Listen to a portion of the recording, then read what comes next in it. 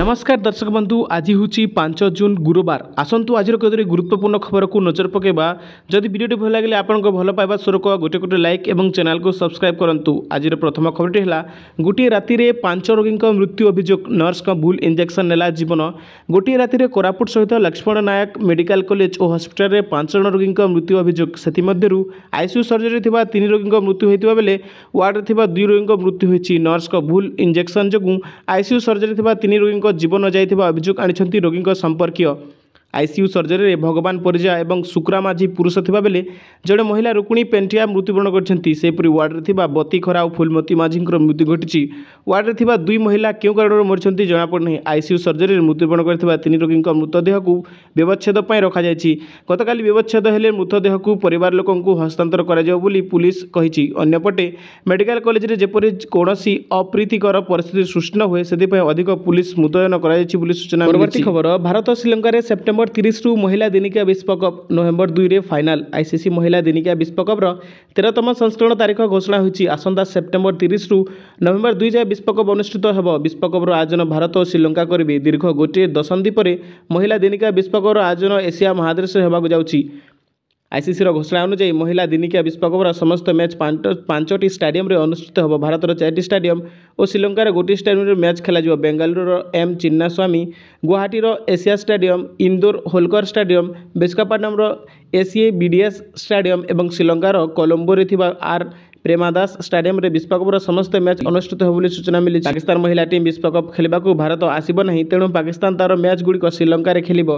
पुरुष champion trophy 2025 बेले भारतीय टीम पाकिस्तान जावाक मना करथिला, तेणु भारत तार मैच गुड़िक निरक्षेप भेन्यू दुबई रे खेलिथिला।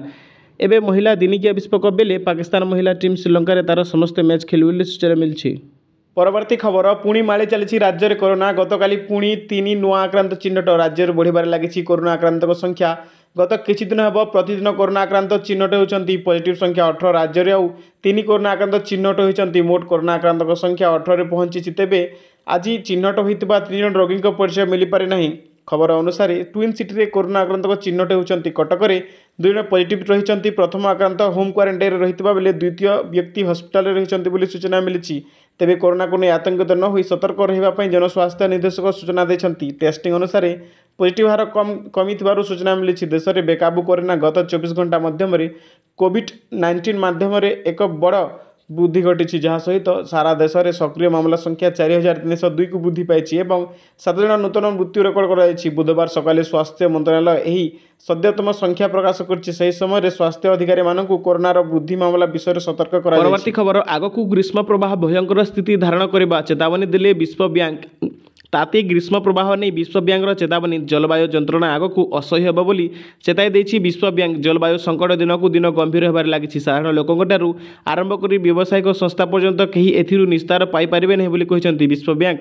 एक रिपोर्ट अनुसार गत 5 वर्ष मध्य 60% अधिक परिवार और संस्था जलवायु जनित चरम घटनार प्रभाव को अनुभूत कर। आसंता दशंधि रे एभली घटना द्वारा 75% अधिक परिवार और स्वास्थ्य प्रभावित हेबे बोली आकलन करिछि विश्व बैंक। विश्व बैंक जणाइछि जे दक्षिण एशिया 90% अधिक लोक जलवायु परिवर्तन द्वारा विशेष भाव प्रभावित हेबे। ग्रीष्म प्रवाह चरम सीमा पहुंचब 2030 सुधा प्रति 5 जनरू जड़े बन्या द्वारा वर्ष मानक यही अंचल 89% लोक प्रबल भीषण गरम अनुभव करेंगे। 22% लोक बन्या द्वारा प्रभावित हेबे। गरीब और चाष उपर निर्भरशील परिवार गुड़िक अधिक चाप पड़े बोली सूचना दी।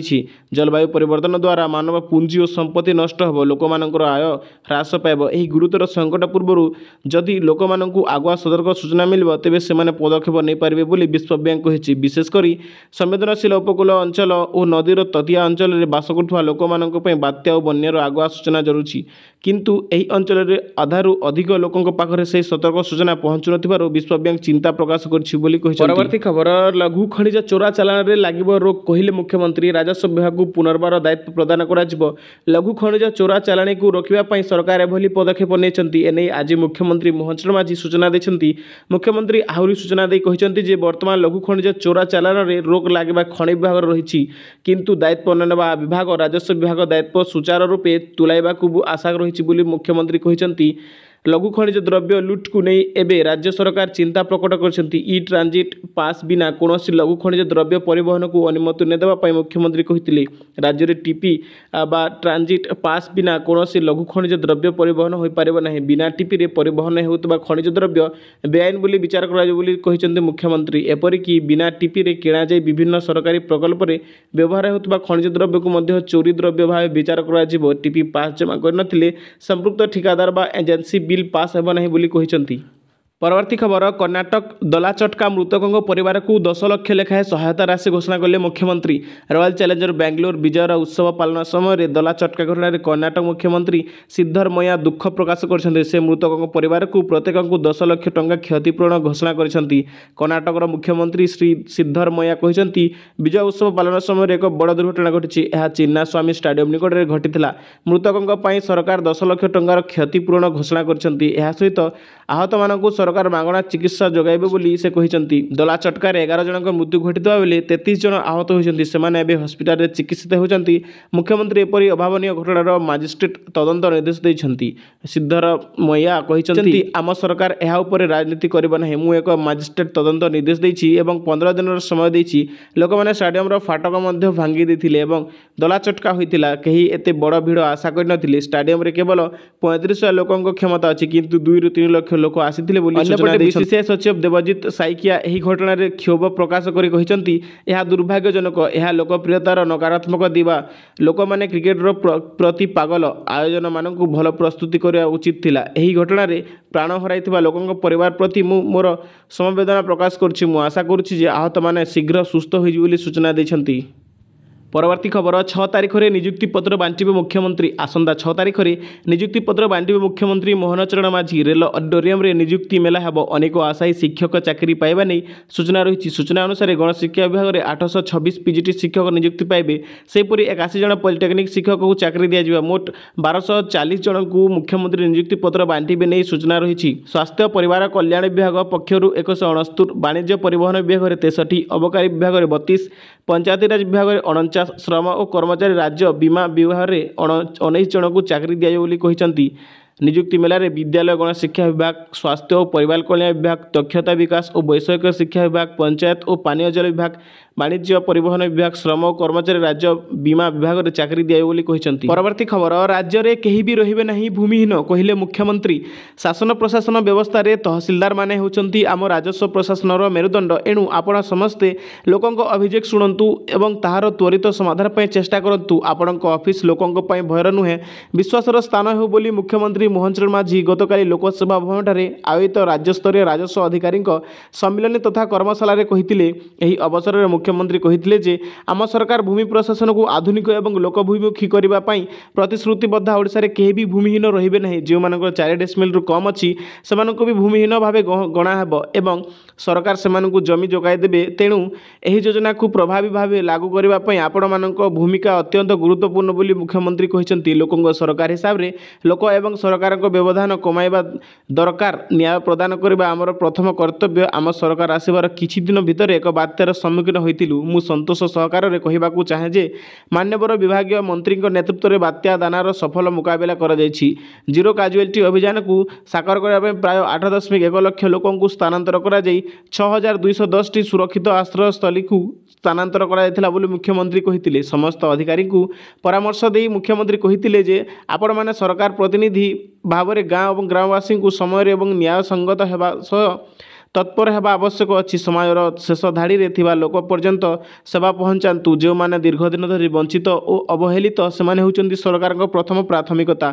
बहुत मूल्यवान सरकारी जमी जबरदखल अच्छी। से सरकारी जमी को आपण जबरदखल मुक्त करी ताहार सुरक्षा करंतु। आगामी दिन में सरकार अनेक राजस्व क्षेत्र में अनेक संस्कार आने को जाउछंती। समय सीमा मध्य दाखल खारज मामला और अन्य जमीजमा मामलार त्वरित फैसला करंतु। जमीजमा संक्रांत मामला विचार कला बेले संपूर्ण स्वच्छता सहित करेंगे। कारण जितेबेले आपण एही भूमिका तुलांती सेतेबेले आपण न्याय दंड रे विराजमान करथांती। एही कथा को सबले मने रखिबे बोली मुख्यमंत्री सूचना दैछंती। परवर्ती खबर एही जून मासरु मिलिबक जाउछि 3500 भत्ता। जे मानक बयस 80 वर्ष एवं जो मैंने हैंडिकैप्रे 80% अच्छा से 3500 भत्ता मिले बोली सूचना मिली। परवर्ती खबर सुभद्रा योजना को नहीं जो सुभद्रा आवेदनकारी मानकर बैंक अकाउंट सीधा सलख देय हस्तांतर योग्य हुई माने डीबीटी हुए नहीं ताहार एक तालिका संपृक्त ब्लॉक म्युनिसिपालिटी विज्ञापित अंचल परिषद अथवा महानगर निगम स्तर और सुभद्रा पोर्टाल उपलब्ध अटे। वर्तमान सुधा पाई नथिबा आवेदनकारी माननकु परामर्श दिया जाउछि कि सेमाने एही तालिका को जांच करंतु। जदि एही तालिका रे तांको नाम थाए ताहेले अकाउंट थिबा तांको बैंक को जाई अकाउंट को सीधा सलख देय हस्तांतर योग्य माने डीबीटी इनेबल करंतु। आपण बैंक पाखक जिबे एवं बैंक कैशियर को कहिबे डीबीटी मोर इनेबल कर दियंतु। सीधा सलख डीबीटी न हेबा पर्यंत आपण सुभद्रा अधीन रे सहायता राशि पाई परिबे नहीं। जदि आपणको डीबीटी हेबो नहीं तो आपण पेमेंट पाइबे नहीं बोली सूचना मिली। परवर्ती खबर आरसीबी विजय खुशी रे कर्नाटक लोके पी गले 157 कोटी अधिक टंकार मद। Indian Premier League IPL 2025 champion होइछि Royal Challenger Bengaluru. Punjab Kings को फाइनल रे हराई प्रथम थर आईपीएल टाइटल जितिबा खुशी रे एबे पूरा कर्नाटक उत्सवर माहौल। आरसीबी रो ही ऐतिहासिक विजय उल्लास केवल क्रिकेट स्टाडियम रे सीमित नहीं पूरा कर्नाटक रे छाई जाइछि। एणु राज्य रे गोटे दिन रे 157.94 कोटी टंकार मद बिक्री हो जाइछि। 3 जून मंगलवार राज्यव्यापी कारोबार यह जना। आज एतिकी देखा नेक्स्ट एपिसोड रे। धन्यवाद।